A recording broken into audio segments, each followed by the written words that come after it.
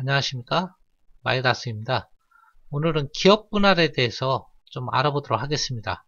최근 LG화학이 기업 분할한다 이런 뉴스 때문에 좀 관심이 많이 높아졌죠. 그래서 한번 자세히 알아보도록 하겠는데요. 기업 분할이 뭐냐면 뭐 말 그대로 회사를 쪼개는 거예요. 왜 쪼갤까요? 그러면 회사를 여러 가지 이유가 있지만 이렇게 몇 가지 살펴보면요.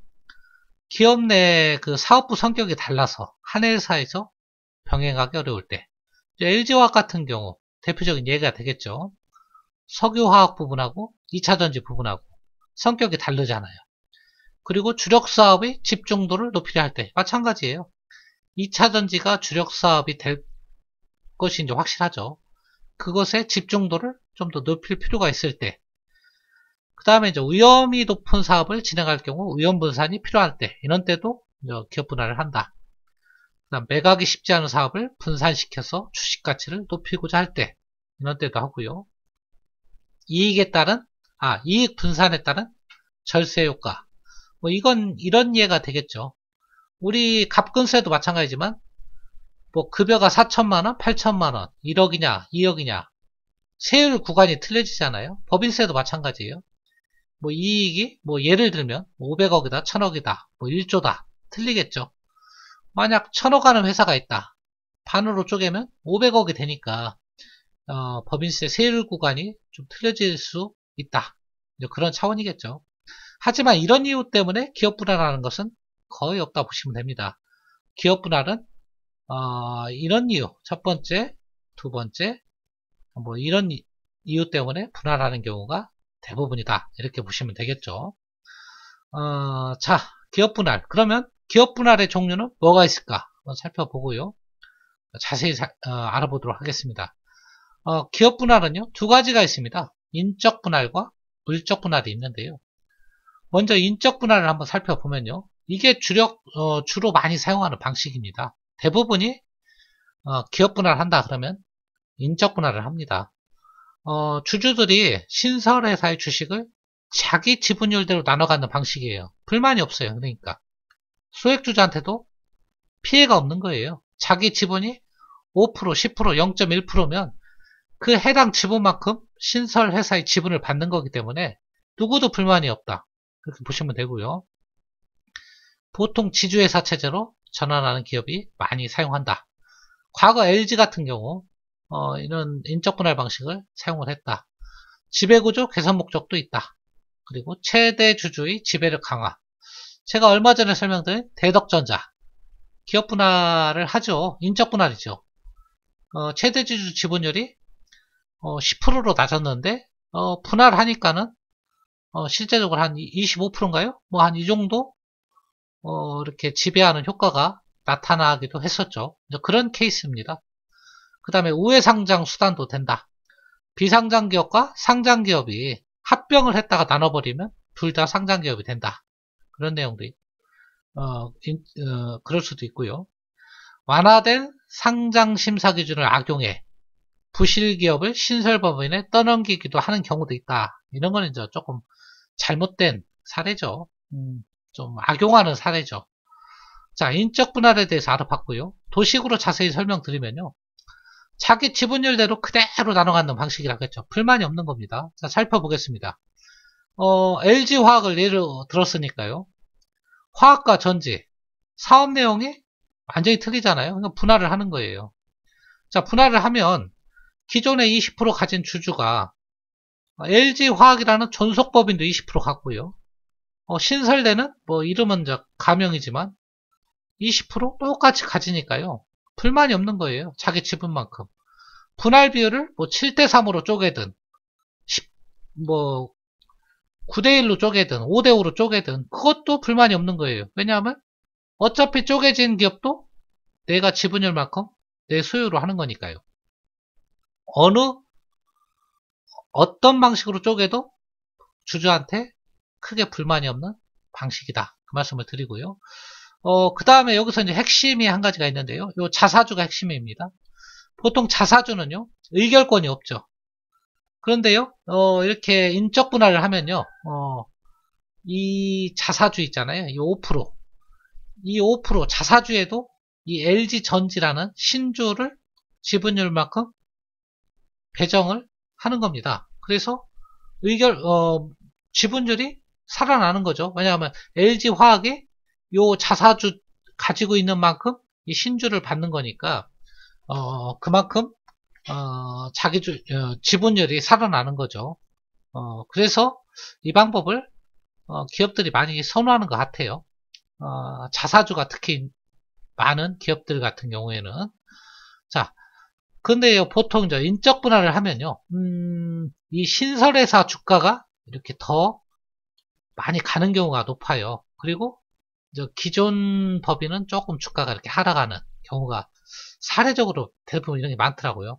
얘의 상승폭이 좀 더 크다. 얘의 하락폭보다. 그래서 이제 분할 상장할 때 얘는 매도를 하고 얘를 오히려 더 사서 이익을 극대화하는 그런 전략을 취하는 투자가들도 있어요. 근데 100% 일치한다 그런 건 아닌데요. 대체로 그렇더라고요. 그러니까 여러분들도 참고로 하시기를 바라고요. 그 다음에 이제 물적 분할이 있는데요. 물적 분할은요, 진정한 의미에서 기업 분할이라고 볼 수는 없는 겁니다. 기업을 쪼개는 것이 아니라 경영 효율 제고가 목적이고요. 그 다음에 신설회사의 지분을 100% 갖는 100% 자회사로 만드는 거다. 그래서 기업을 분리한다기보다는 한 기업인데 일종의 파티션을 치는 효과하고 똑같다. 특정 사업부를 독립시켜서 자회사를 두기 위해서 많이 활용한다. 이 사례는 많이 찾기는 어려운데요. 대표적인 사례를 찾으라고 그러면 삼성 디스플레이를 예를 들 수가 있습니다. 삼성전자가 삼성 디스플레이 지분을 100% 갖고 있죠. 그러니까 이제 삼성 디스플레이는 삼성전자하고는 법인명이 완전히 틀린 겁니다. 하지만 삼성전자가 그 분할된 삼성 디스플레이의 지분율을 100% 갖고 있는 거예요. 그래서 그게 대표적인 물적 분할 사례다 이렇게 볼 수 있겠죠. 그럼 물적 분할은 어떻게 하는 거냐?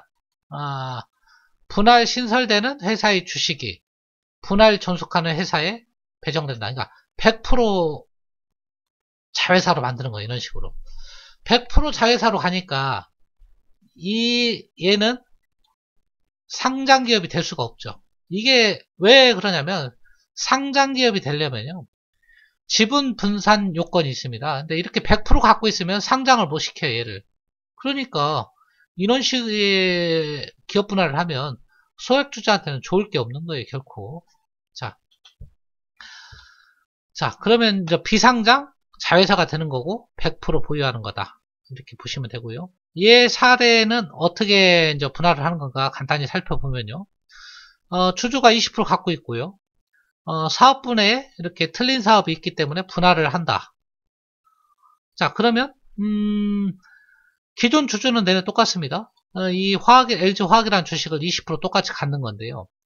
이 신주에 대한 주식은 아까 인적 분할할 때는 이 지분율만큼 그대로 가졌는데요. 전혀 못 갖고 있는 거죠. 하지만 이쪽을 통해서 100% 갖고 있기 때문에 사실상은 가지고 있는 거나 마찬가지인데요. 왜 이런 방식이 소액주주한테는 불리한 방식이냐? 이렇게 생각하시면 쉬워요. 주가 부분 때문에 그래요. 이렇게 기업을 분할을 하면 이렇게 분할된 기업, 이런 기업들이 이렇게 주가가 상승하는 경향이 높잖아요.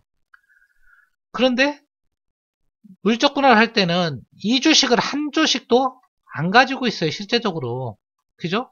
이 주식만 갖고 있단 말이에요. 그럼 얘가 상승하니까 100% 지분율이니까 얘도 그대로 상승해야 되는데 실제로는 얘 상승한 만큼 얘가 상승하지 못하는 경우가 많단 말이에요. 왜냐하면 사업부가 7대3 정도 되잖아요. 화학 부분이 7이고 이쪽이 3 정도 되잖아요.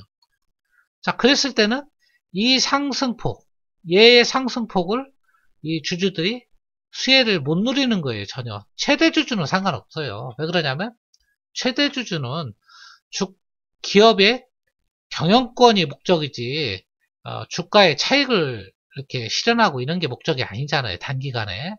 그렇기 때문에 소액주주한테는 이게 조금 불리한 방식이다. 이렇게 보시면 되고요. 물적 분할의 특징은 100% 모자회사 관계가 형성되는 거다. 이렇게 알고 계시면 되겠죠. 자, 이렇게 하는 경우는 많지 않다고 보시면 됩니다. 왜냐하면 주주들이 반발이 좀 있기 때문에 찬성을 이끌어내지 못할 확률도 커요. 최대 주주가 압도적으로 많은 지분을 못 갖고 있다고 그러면 주총에서 통과를 안 될 수도 있는 거예요. 그래서 대부분은 인적 분할을 많이 한다. 이렇게 알고 계시면 되고요. LG화학 같은 경우도 인적 분할을 할 확률이 높다. 이렇게 여러분들이 보시면 되겠습니다. 왜 그러냐면 과거 전례도 인적 분할을 했고요. LG화학에서 LG생명과학, LG생활건강 분사할 때도 인적 분할 방식을 했고요. 유진투자증권인가요? 그쪽에서 분석해 놓은 자료를 봐도요. 이렇게 분할을 한다면 안 할 수도 있지만 인적 분할을 할 가능성이 높다. 이렇게 분석을 해놨더라고요. 저도 인적 분할을 할 가능성이 매우 높다. 이렇게 말씀드릴 수 있고요. 인적 분할을 한다 그러면 이 신설회사의 주가가 굉장히 상승할 확률이 높다. 그 말씀도 드립니다. 아울러서. 그래서 여러분 투자에 참고하시고요.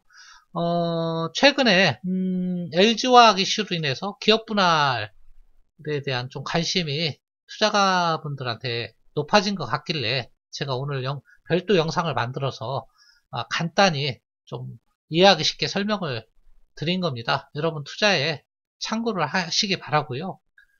도움이 되셨다면 좋아요와 구독 버튼 부탁드립니다. 감사합니다.